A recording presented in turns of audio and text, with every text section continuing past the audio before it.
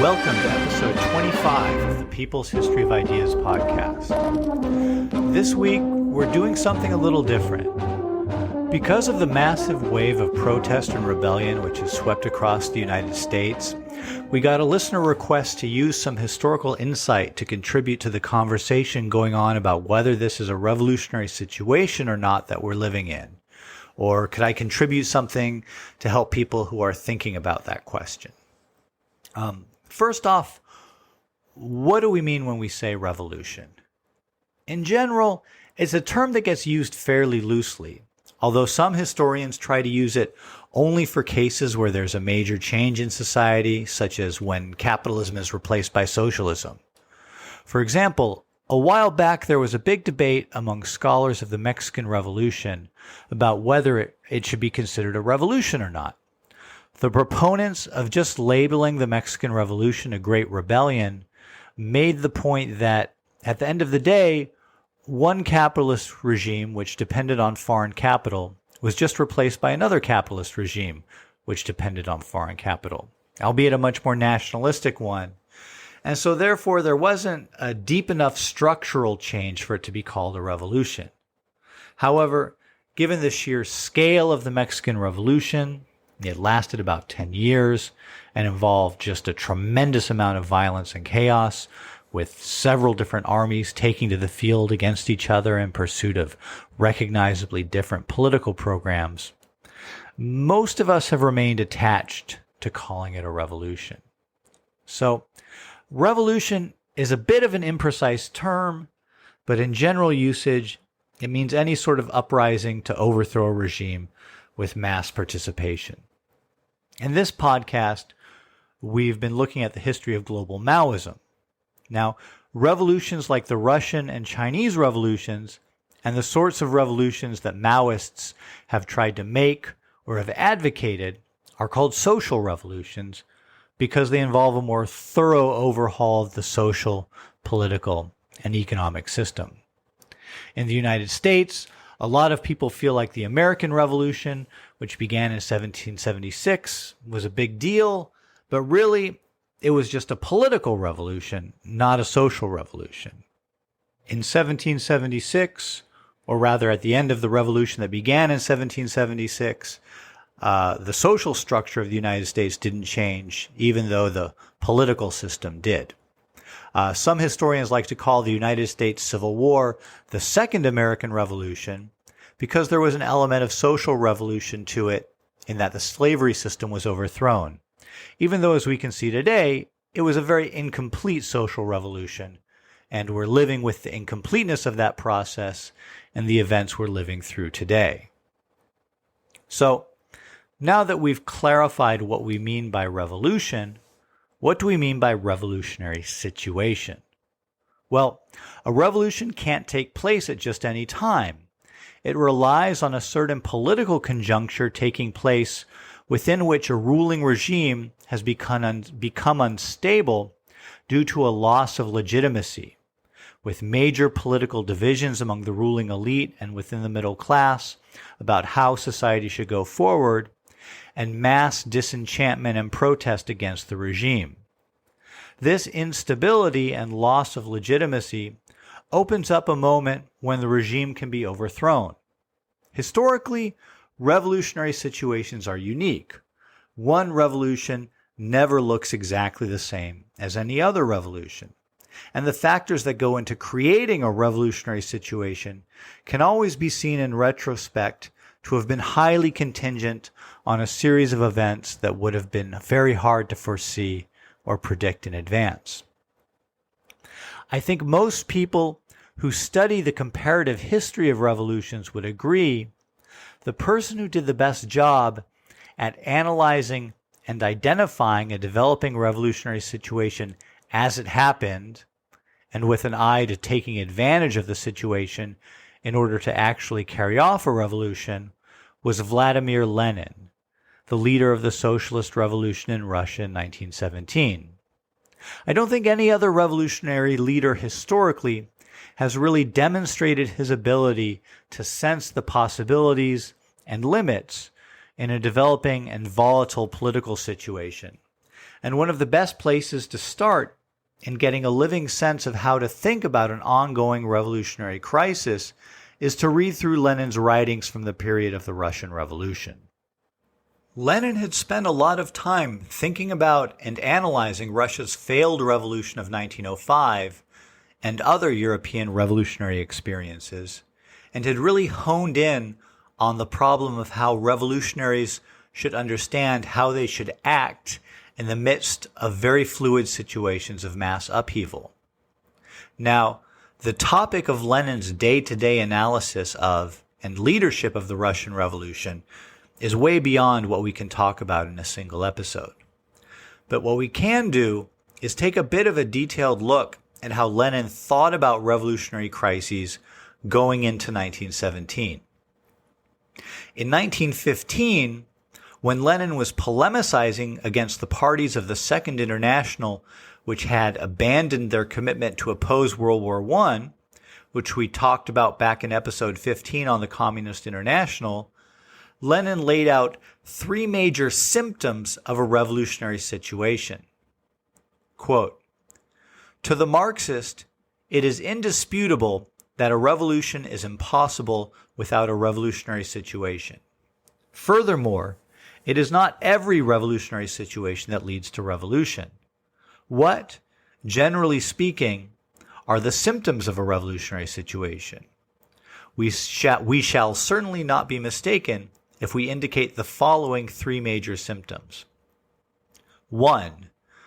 When it is impossible for the ruling classes to maintain their rule without any change. When there is a crisis, in one form or another, among the upper classes, a crisis in the policy of the ruling class, leading to a fissure through which the discontent and indignation of the oppressed classes burst forth. For a revolution to take place, it is usually insufficient for the lower classes not to want to live in the old way. It is also necessary that the upper classes should be unable to live in the old way. 2. When the suffering and want of the oppressed classes have grown more acute than usual. 3. When, as a consequence of the above causes, there is a considerable increase in the activity of the masses, who uncomplainingly allow themselves to be robbed in peacetime, but in turbulent times are drawn both by all the circumstances of the crisis and by the upper classes themselves into independent historical action." End quote. So, taking these three criteria of Lenin's, could we say that the United States has been experiencing a revolutionary situation? Let's start with number 2. When the suffering and want of the oppressed classes have grown more acute than usual. I think this one is a pretty easy yes. Clearly, with people being either forced to stay at home for months or to continue working despite major risks to their health, and millions of people thrown out of work, the suffering and want of the oppressed classes has certainly grown more acute. The actual trigger for the uprising, the police murder of George Floyd, was itself particularly brutal and cold-blooded as well, and echoed the open racism coming from Trump. So this combination of the pandemic, the economic crisis, having to constantly deal with Trump's racism and open corruption, and just the ongoing murder of people, particularly black people, by police, I think does match Lenin's second criteria. Now let's look at Lenin's first criteria, a crisis in the ruling class so severe that the upper classes should be unable to live in the old way. I think this is a much harder question to answer in our current situation. What was Lenin referring to historically when he made this one of his criteria? He doesn't specify it in this particular work, The Collapse of the Second International, but we know that there were three big revolutionary reference points for Lenin before 1917, which he constantly went back to when thinking about a revolution in Russia. They were the Russian Revolution of 1905, the Paris Commune of 1871, and the French Revolution, which began in 1789. So, at some risk of badly oversimplifying in the interests of brevity, let's consider what did the crisis or split in the ruling classes look like concretely in these three cases. In both the French Revolution of 1789 and the Russian Revolution of 1905, the crisis within ruling circles revolved around the role of the monarchy, with monarchists resisting some liberalizing reforms which other elements of the elite felt were absolutely necessary. The depth of the split in the ruling class in these cases allowed space for more popular forces to enter into political life in ways that hadn't been previously tolerated. And indeed, to some degree, the opposing sides in the contest between ruling elites called parts of the masses into action, which is part of Lenin's third criterion. In the case of the Paris Commune of 1871, France's defeat in the Franco-Prussian War led to the collapse of the regime of Louis Napoleon, who had ruled France since 1848.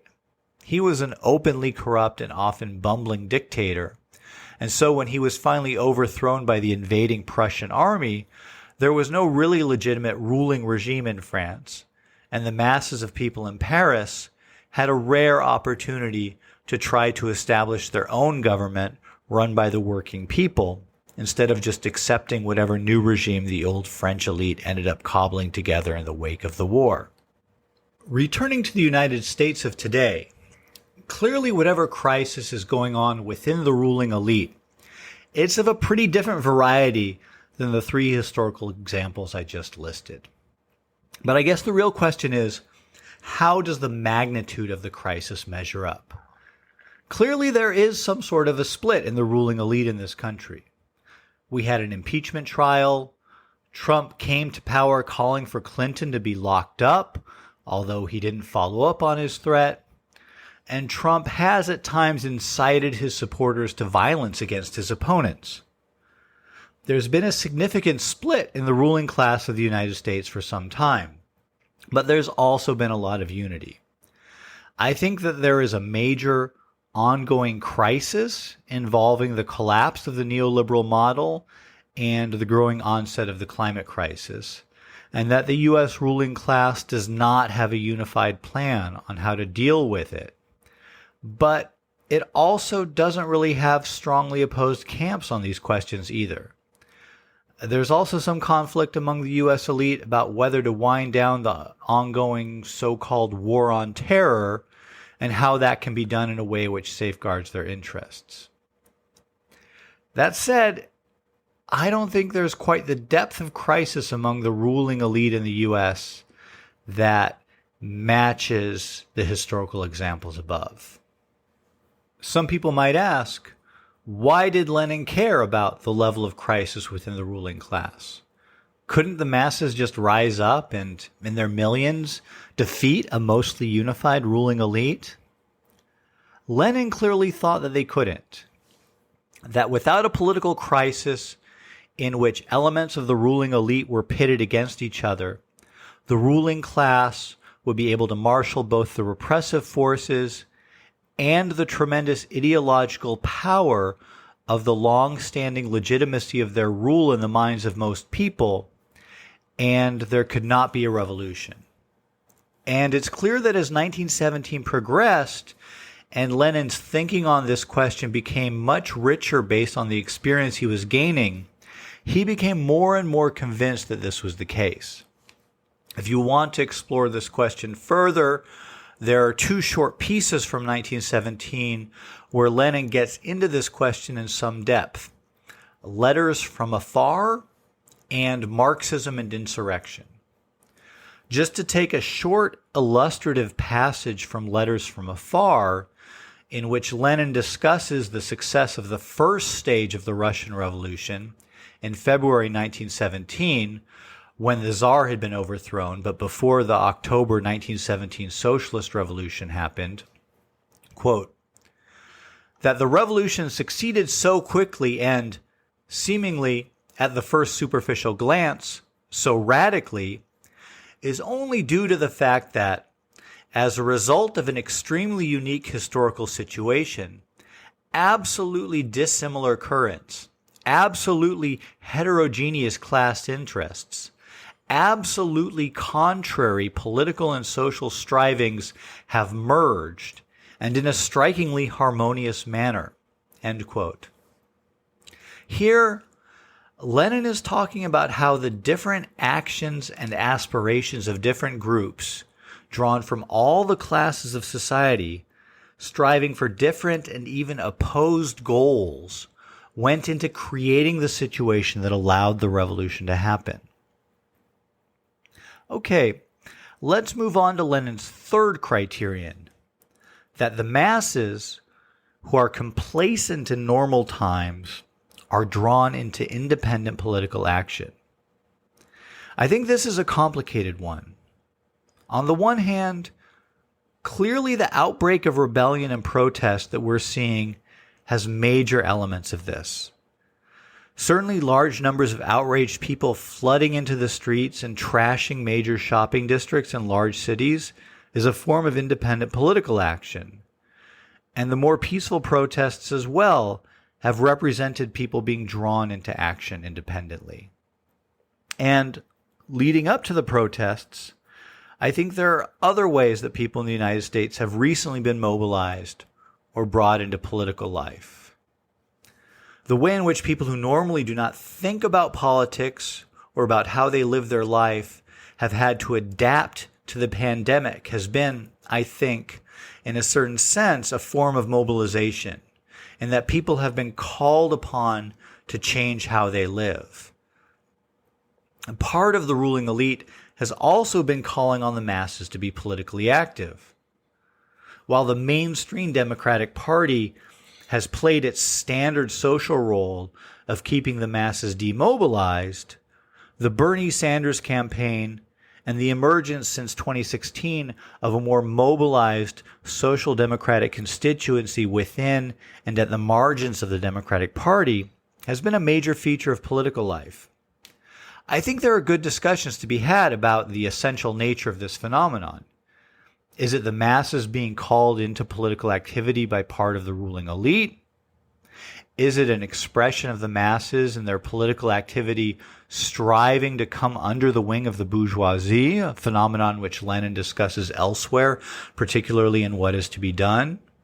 Is it a mass political upsurge which is only making tactical use of the Democratic Party and which actually represents more working class interests?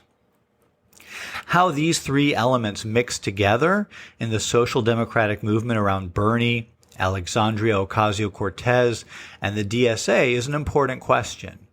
But undeniably, these people have been drawing many people into organized political life who hadn't previously been active. And on the other end of the spectrum, Trump is also mobilizing masses of people in a fascistic manner. Some people being drawn into political life from the regular, complacent masses of people, even if it's on the right, definitely contributes to the turbulent mix that Lenin saw as creating a revolutionary situation. Partly this is because it creates a more politicized atmosphere among the masses themselves.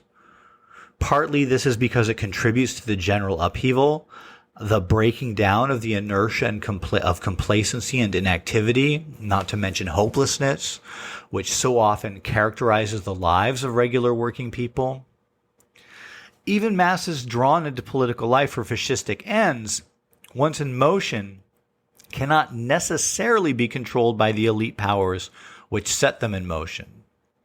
There are some interesting examples internationally where the more populistic semi-fascists, such as Perón in Argentina, have unleashed popular forces which escaped their control and which ultimately ended up on the side of causes much more associated with the left than the right. In the case of the United States, just as something to think about when thinking about some of these fascistic or semi-fascist forces being drawn into political life by Trump, one point that the recently deceased Noel Ignatiev used to make was that statistically, it was quite likely that many members of the Michigan militia movement probably voted for Jesse Jackson in the 1988 Democratic Party primary. So I don't raise this to say that it's a positive thing that there are sort of regular working people being drawn into political life in a fascist direction, just that this is something that contributes to the general upheaval of the current times, and so is something to consider in whether this is a revolutionary situation or not, and that also potentially there is some possibility of these forces once in motion, at least in if a more positive political climate were to develop, where some of these people might change what they were mobilized around. So, just as with Lenin's first criterion, the question is all this enough to qualify for Lenin's third criterion? Are enough masses, to use Lenin's words, quote, drawn both by all the circumstances of the crisis and by the upper classes themselves into independent historical action, end quote. And maybe the answer is we'll see.